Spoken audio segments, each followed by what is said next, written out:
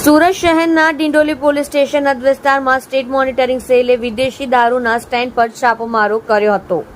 સુરત શહેરના ડિંડોલીમાં આવતા Bhestan railway overbridge નીચે ડિંડોલી અને મહાલક્ષ્મીનગર સોસાયટી પ્લોટ નંબર 43 સામે મુખ્ય આરોપી અંકિત પાટીલના વિદેશી અને દેશી દારૂના સ્ટેન્ડ પર કરી હતી રેડ. સ્ટેટ મોનિટરિંગ સેલે રેડ. સ્ટેટ મોનિટરિંગ સેલના પોલીસ ઇન્સ્પેક્ટર શ્રી CH પનારાની આગેવાનીમાં કરી હતી ડિંડોલી વિસ્તારમાં વિદેશી દારૂના સ્ટેન્ડ પર રેડ.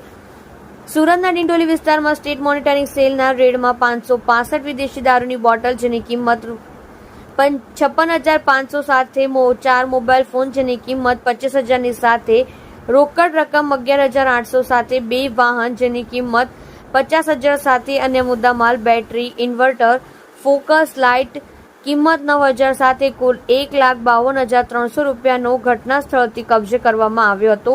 જેમાં સ્ટેટ મોનિટરિંગ સેલના રેડ દરમિયાન વિદેશી દારૂના સ્ટેન્ડ ઘટના સ્થળ પરથી 4 આરોપીઓ પકડી પાડવામાં આવ્યા હતા. જેમાં વિદેશી દારૂનું સ્ટેન્ડ ચલાવનાર મુખ્ય આરોપી અંકેશ ઉર્ફે અંકિત દિનકર પાટીલ સરનામું ઉધના સુરત, મુકેશ જગન વાનખેડે સરનામું ઉધના સુરત શહેર, પ્રીતમ રામાયણ નગર, રામનારાયણ શર્મા સરનામું ઉધના સુરત શહેર ભાગીદાર વિજય રમેશ પાટીલ સરનામું ડિંડોલી સુરત શહેરને પકડી પાડી રતન ખત્રી નામક મકાન માલિકને વોન્ટેડ જાહેર કરી સુરતના ડિંડોલી પોલીસ સ્ટેશન ખાતે આરોપીઓને સોંપી ક્વોલિટી કેસ કરવામાં આવેલ છે.